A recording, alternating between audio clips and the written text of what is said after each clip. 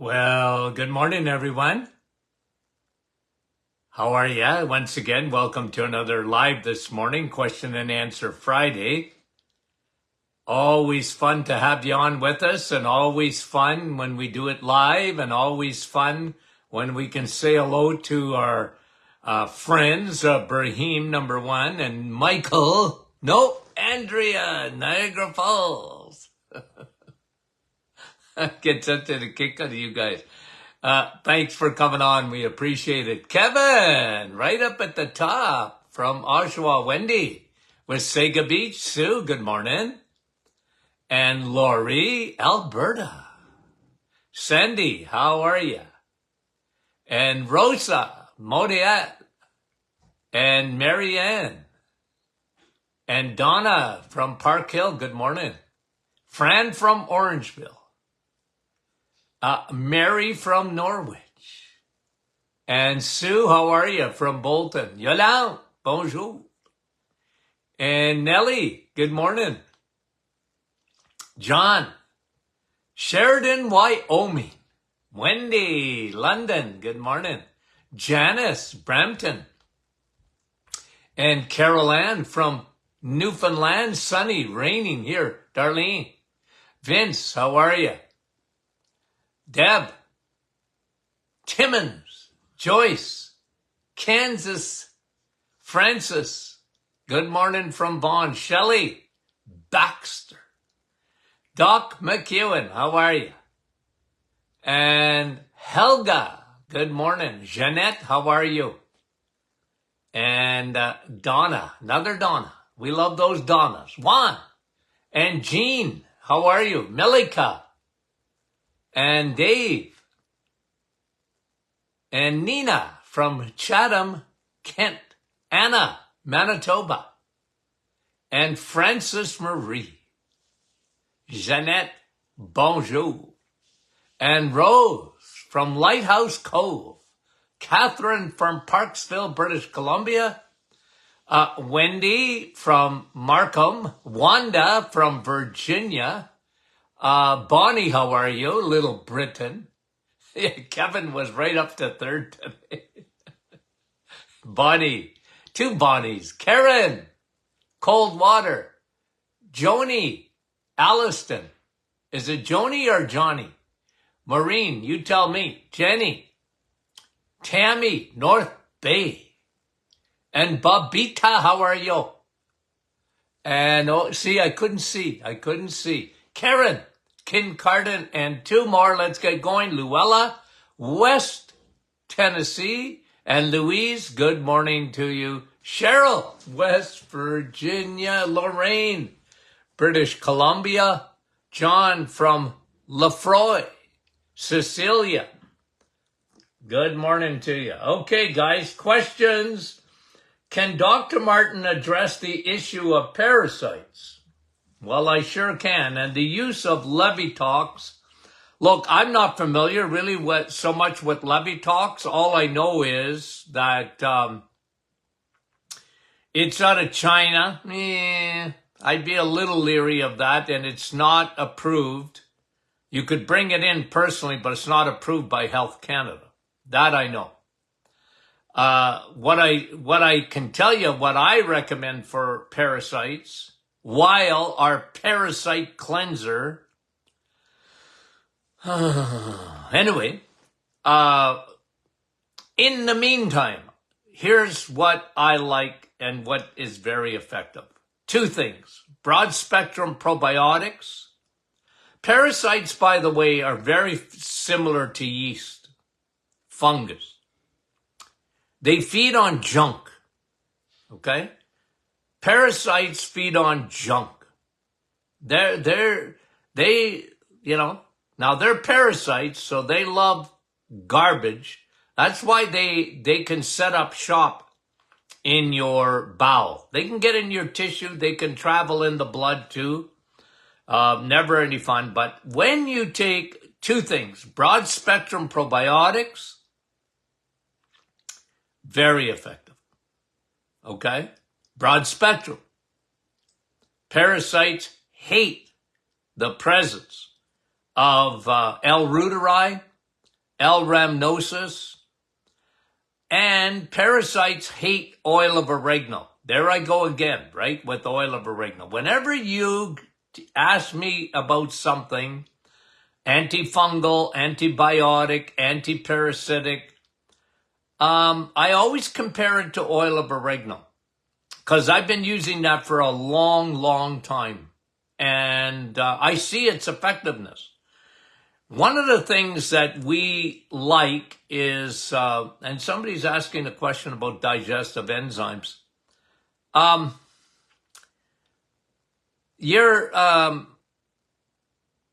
We put, right in our digestive enzyme, we put oil of oregano in it because we're looking at killing the H. pylori, which is more of a stomach, bacteria, and parasites also. So I'm big on probiotics and the oil of oregano. That's me. And I've had a lot of experience with parasites over the years, my word. Used to see a lot of patients with that at one time. Okay, Lori, are prescription digestive enzymes considered medication? I don't know. To be honest, you don't need a prescription to get the best digestive enzymes. You show me, Lori. You show me. Even in a prescription, a better digestive enzyme than ours. I can't believe that there is one. Because if you got a prescription for amylase or protease, do they do that? Maybe, I haven't heard that in a long time. You know how many physicians would tell, because they were effective, would tell my patients and their patients, get Dr. Martin's digestive enzymes. And I mean a lot of them in my days of practice. People that I never even saw as patients would order my digestive enzyme formulated by the Martin Clinic. Look at the label, read it. You're never going to get as many amylase, protease, and lipase like we put in that formula. Anyway, I don't know if you can find one. I certainly have never heard of a physician prescription for digestive enzymes that's any stronger than ours. No. And usually physicians most of them don't even recommend them because they don't know anything about them. They're giving you antacids. You got stomach problems? Here's an antacid. And, you know what we talk about all the time. You don't have too much acid. You have too little acid. And now they're calming the storm, but they're not getting at the root problem, which is too little acidity in the stomach. And again, I'll go back to why the vast majority of it is caused by when you eat the wrong foods. Your stomach was designed for meat, more acidic than a lion's. Now, when people are carboholics, they don't use that acidity and they lose that acidity. So what happens, as the pH in the stomach goes up, your body tries to compensate. The proton pumps within your stomach start secreting more acid. The problem is that acid oftentimes ends up in the esophagus, and now you have heartburn, terrible discomfort, not breaking food down, but it's really use it or lose it. It's the same thing with the gallbladder. Why do people have so much trouble with gallbladder? It wasn't used. People are eating low fat. You don't need gallbladder if you're eating low fat. And since when is that good for you? If God gave you a gallbladder, use it. Think about it. You've been given a gallbladder. Now, bile is made in the liver, but the gallbladder is a reservoir. So, and by the way, let me come back to the digestive enzymes for a minute. One of the reasons that people have, again, it comes back to eating the wrong food. So your pancreas, okay, pancreatic enzymes, when you're overusing your pancreas, you're not secreting the amount of enzymes that you need from your pancreas. That's an overuse. And that's why we see so much pancreatitis. That's why we see so much pancreatic cancer, which used to be a very rare cancer. But our food has changed. We're carboholics. We're sugarholics. Your pancreas never meant to endure that much carbohydrate or sugar.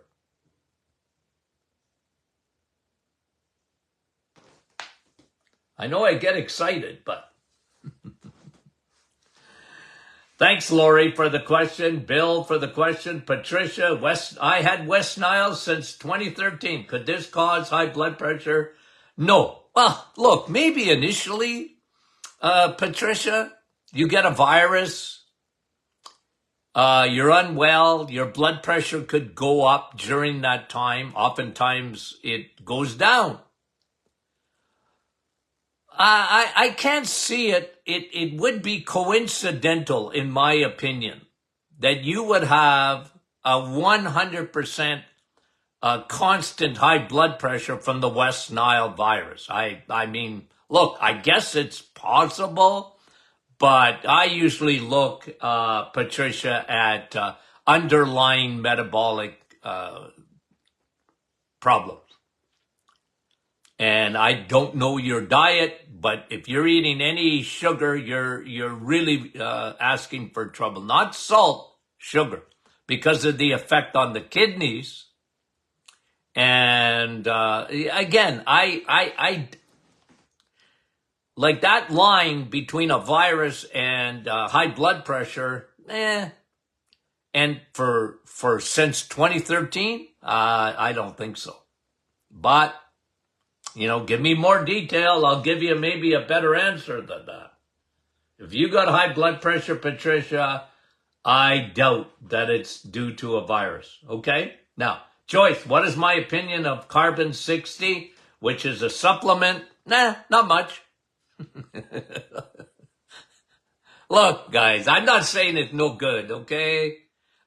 You got to understand that all over the years, there wasn't a product that didn't come across my desk, okay? Including Carbon 60, which is an antioxidant, whatever. I always compared it to Navitol, pine bark extract, that had boatloads of research. In Europe, pine bark extract was extracted originally by a small pharmaceutical company in Europe.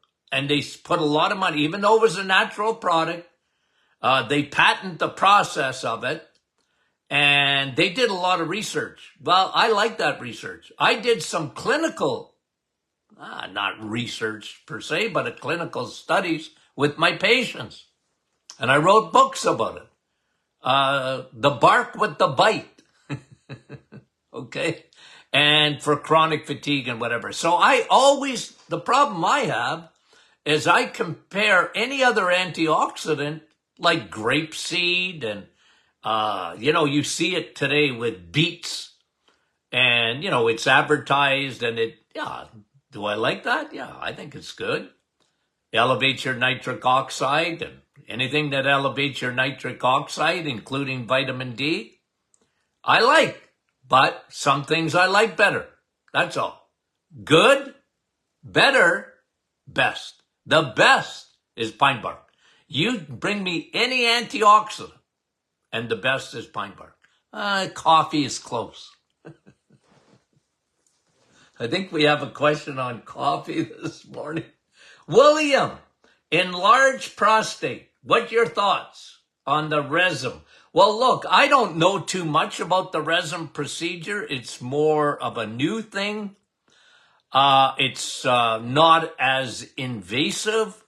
Anything I've read about it, very expensive. And apparently, I think this is true, and I'm not 100% sure, that if you lived in Ontario, you'd have to pay for it out of your pocket.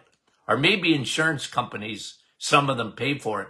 But apparently OHIP, is that what they call it still? They don't pay for it. Okay, so I don't know that much about that part of it. I know what the procedure is. It's always invasive. It's less invasive. But I'm not big on invasive. Okay, so, I don't want to discourage anyone, but there's side effects to that procedure. And you really have to weigh that, okay?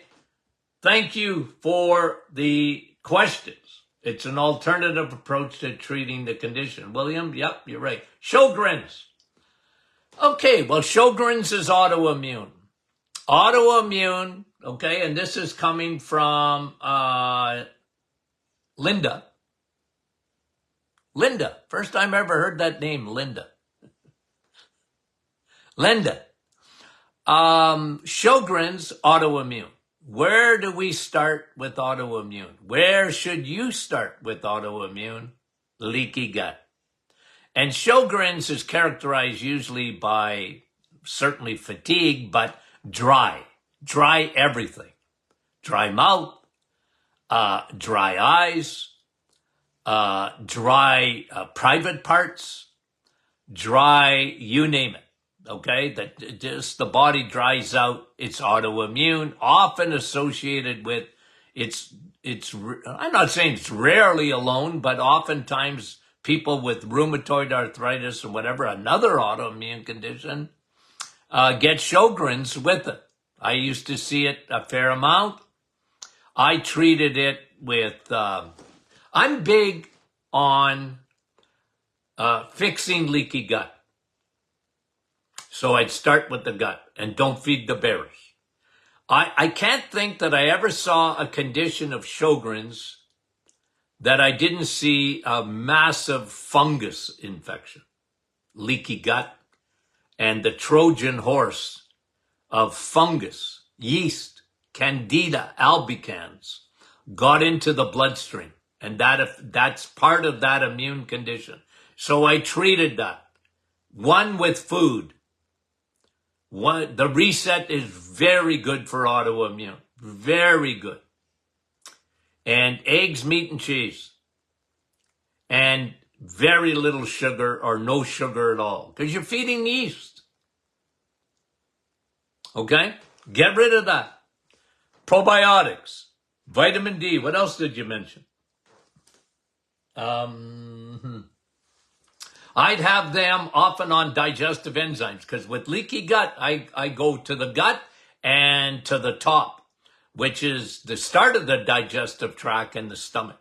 Because there's oftentimes bacteria there or fungus that gets into the small intestine and SIFO rather than SIBO. Okay? and I'd have them on digestive enzymes. Okay, thank you for that question. DHA, yeah, absolutely. Linda, those are the things that I would have that patient on. Oil of oregano, I'd have them on that too. Judy, when you're fasting, does that raise your cortisol? It could. Not intermittent fasting. Okay, you're not going to raise your cortisol with intermittent fasting. As a matter of fact, it would probably help your cortisol to some extent. If you fast past 24 hours, yes, your cortisol could be elevated. Not dangerously, but I'm not too big on that, guys. You know me. I like intermittent fasting, giving your body a rest. I'm not big on 40, unless you get the diagnosis of cancer. And there's some research that's showing, don't eat for the first couple of days and start off with a complete fast of 48 hours. I like that. And I like fasting without fasting. That's me. Okay? And doing intermittent fasting. Giving your body a chance. Intermittent fasting is 14 hours. You get a lot of benefits from that.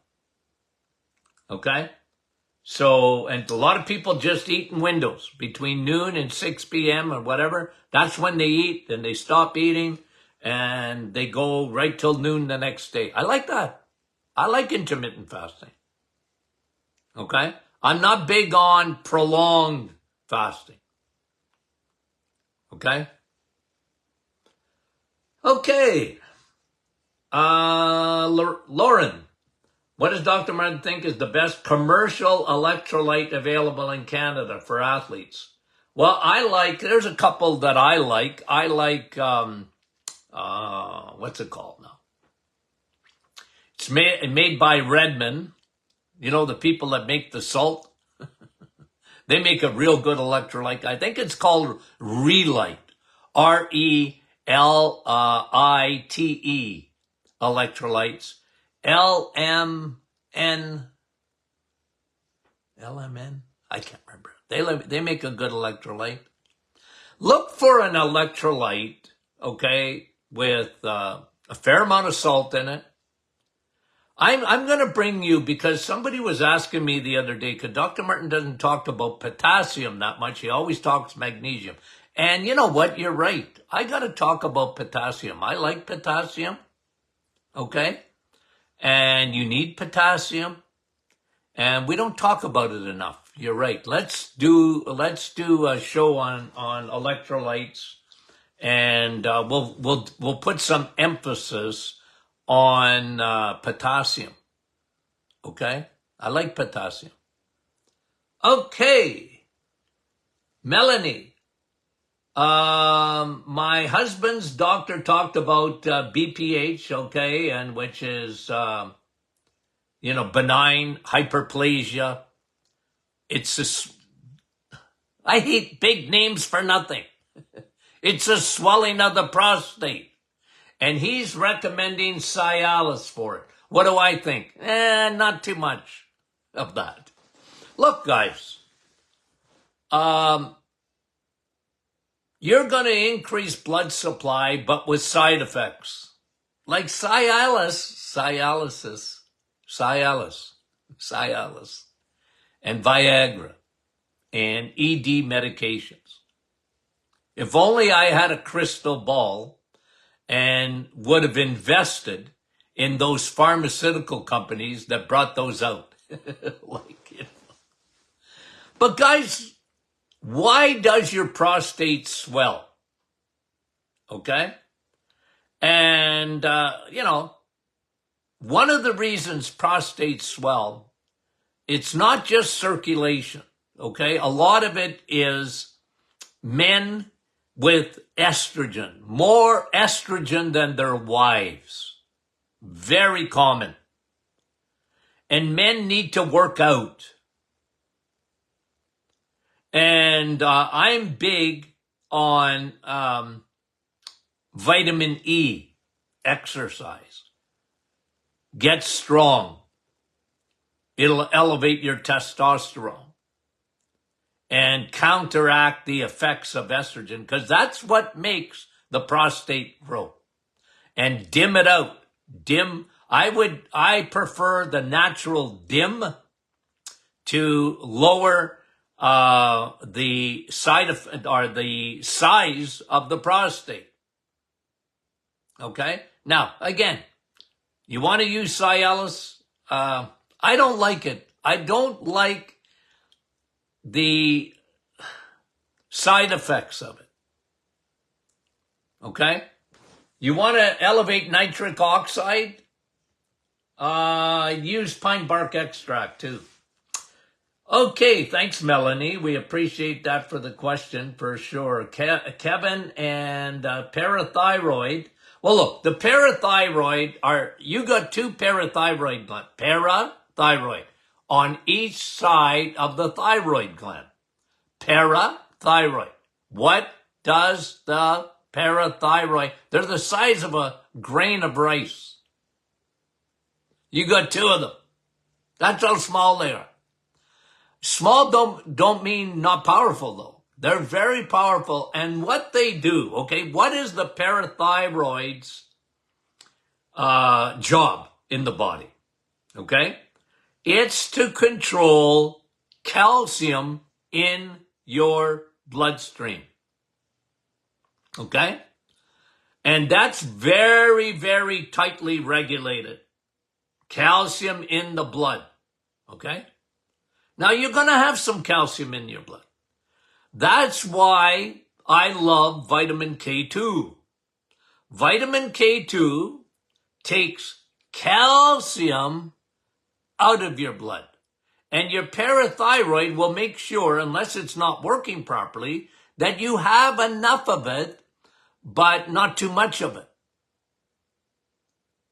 And Kevin's saying, well, in conjunction with chronic kidney disease. Well, yeah, because you don't want too much calcium, because then you're going to get a calcium oxalate, kidney stones,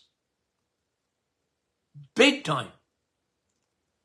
And your body is to regulate that. That's why the parathyroid is so important. You want that regulated. And when it's not regulated, yeah, you can get calcium oxalate stones, kidney stones. 75% of all kidney stones is too much calcium oxalate in the kidneys. And you're not peeing it out, Niagara Falls. That's why I love water.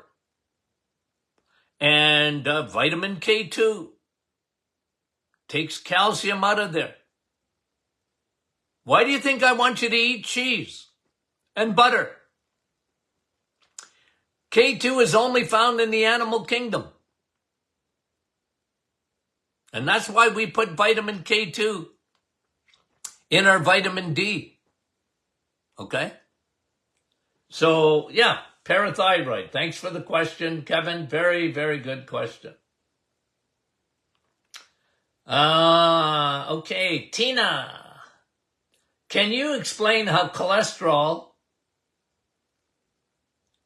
okay, there's a word there that they... outfires, as you put it. Well, look...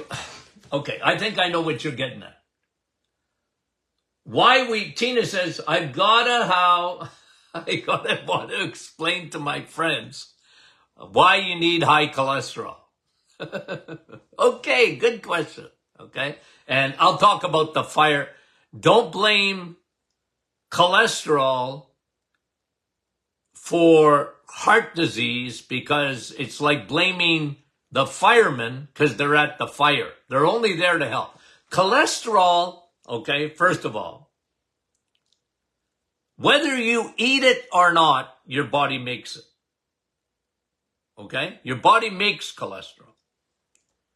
And only in the last 50 years has cholesterol got a bad rap. And I've given you the history. It goes back to a couple of people. It goes back to Dr. Kellogg's, okay, and a fella by the name of Dr. Ancel Keys. And they turned the world upside down in medicine because Dr. Kellogg's wanted you to eat his cereal, and eggs, meat, and cheese were bad for you, had cholesterol, not good. You need fiber, not cholesterol. That was Dr. Kellogg's. And Ancel Keys, with a theory, because that's all it was, became famous after after the President of the United States. You see, you got to understand, okay? In the 40s, in the 30s, in the 20s, and whatever. It's not that there wasn't people dying of heart disease, but there was very few. And, and when they were dying of it, they were dying because they were smoking. They didn't realize the connection because they used to have commercials that my doctor smokes Camels, the favorite cigarette of my physician. If you think I'm kidding you, you Google that. Okay? And so Ancel Keys said that cholesterol was the culprit in heart disease. After President, who used to smoke 4 packs of cigarettes a day, by the way, he had a heart attack. And now, heart disease is the #1 killer. It's still #1 on the hit parade when it comes to killing people. In spite of the fact that 20, 30, and if you're over 65, over 50, 60% of the population is taking a statin drug to lower cholesterol. Listen, the whole premise is wrong. Cholesterol is not the boogeyman. Cholesterol is on your side. Your body makes it. And when they found a medication to lower LDL cholesterol, they thought it would be the greatest discovery in medicine. It turned out to be almost like a scam. But you can't get that out of the craw of a medical doctor, most of them, because they were trained lower cholesterol. It's bad for you, okay? So cholesterol is always circulating, okay? Cholesterol is always, Tina, circulating in your bloodstream. Why? Because it's a carrier. It carries your hormones. Okay? It's on your side. And, okay? And if someone has plaque, okay? Cholesterol will be around the plaque. Cholesterol is used by the body to heal things. It's part of the healing process. So when they see cholesterol around the plaque, they go, that must be bad. No, it's not bad. It's not the problem. The problem is the plaque. Too much calcium in the blood. We just talked about it. Okay? And, okay, it calcifies blood, but they got damaged a long time ago. By the time plaque forms, calcium it's a calcified thing, okay? Plaque. And it's been going on for a while. There's nothing that damages your blood vessels more than this, Tina. Sugar. Your body knows that. It doesn't want sugar in your bloodstream, only a little teensy-weensy bit. Okay? So your body knows, get rid of sugar, out, and store it. But when you don't do that, it starts to damage the endothelial level. Your body creates an inflammation response to the injury at the blood vessel. And now you have a process. But cholesterol is on your side. It's on your side. It's part of the healing. But it's always going to be in blood because it's circulating. It's bringing your hormones, and on the way back, it hitches its wagon to your triglycerides, fat balls. You don't want fat balls in your blood. You want a little bit, but you don't want a lot of it, especially in the absence of cholesterol, HDL, even LDL. LDL is not a bad guy. You want to have low cholesterol? You're just going to die younger. I don't understand why people want to do that. Why do you want to die younger? But like I said, Tina, you just look. I have done this so many times on podcasts. If you can get your friends, get them to listen to the podcast. I've done probably, I don't know, 200 or 300 of them explaining that. And I know I sound like a broken record, but it bothers me because, again, look, if statin drugs, which are made to lower cholesterol, if they worked, well, they do work, they do lower your cholesterol, but if they got rid of heart disease, we'd say, okay, they were going to put them in the drinking water. That's how you can't change, almost unbelievable to get a physician to change their mind on it. That's their training. They get, your cholesterol's high. They have a heart attack looking at your numbers.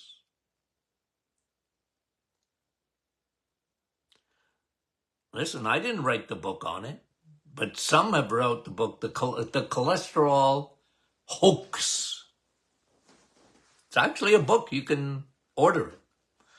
Guys, I've been, how consistent have I been? If you'd have heard me in my radio days, I said it and said, look, and I never told patients, even in my office, I didn't tell them to get off statin drugs. I gave them information. And I said, God gave you a brain, use it. And question. Every physician should be questioned. When a doctor said, don't question me, run. Forrest, run. What do you mean? I can't question you. You're not a doctor. Don't question me. Why do you think we have Question and Answer Friday? Because I want you to question.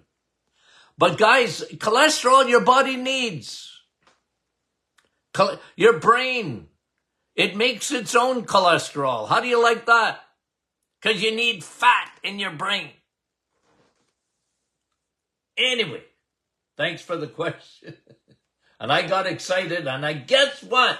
I'm probably not going to get to all the questions this morning because I go off on a tangent. Okay, one more. Caroline, because you're asking about coffee. Sun, steak, steel, sleep, coffee. Okay, coffee. Why do I talk about coffee so much?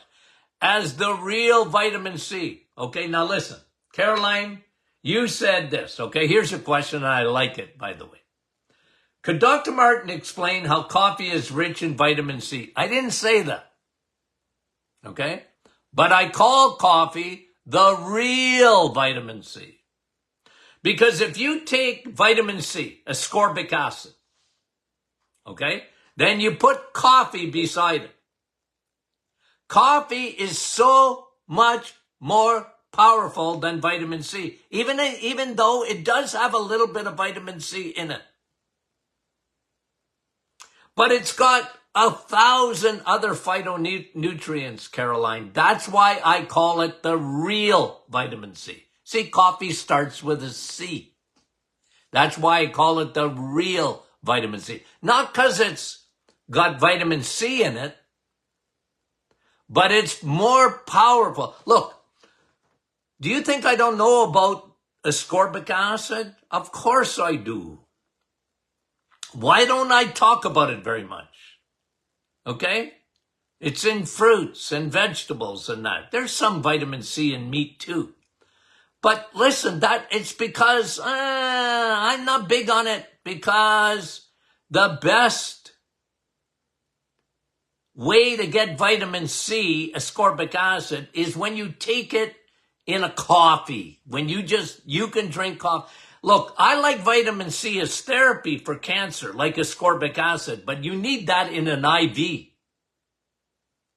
Now, good luck getting a doctor to give it to you. They should.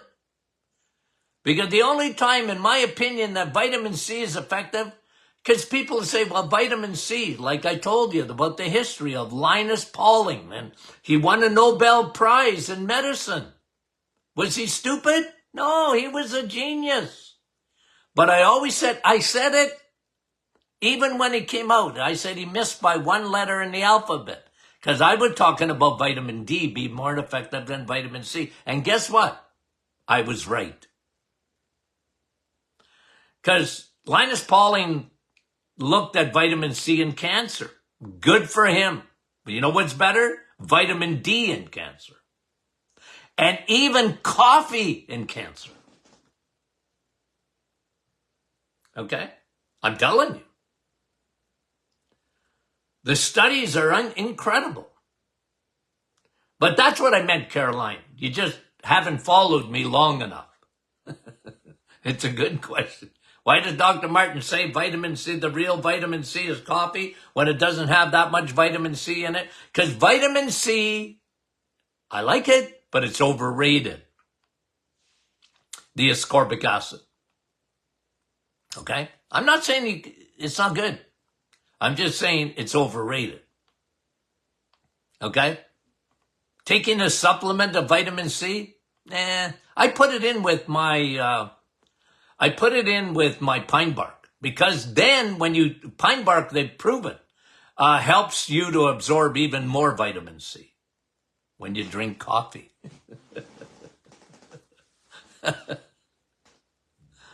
I know it's kind of funny, but isn't that great? You get a bonus, but you can drink coffee. It's so good for you.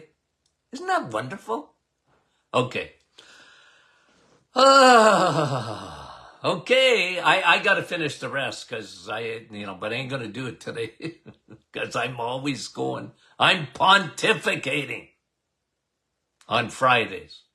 I get wound up. Somebody asks me a question about cholesterol, and I get wound up. Wind me up. Because is it going to change? I doubt it. But if you know, well, you know. You get educated. You know. Is the world going to change? I'm not optimistic. I'm not. But I know. And I want you to know. And I'll give you the background, why I think, and you guys decide. Okay? You decide, not me. Love you.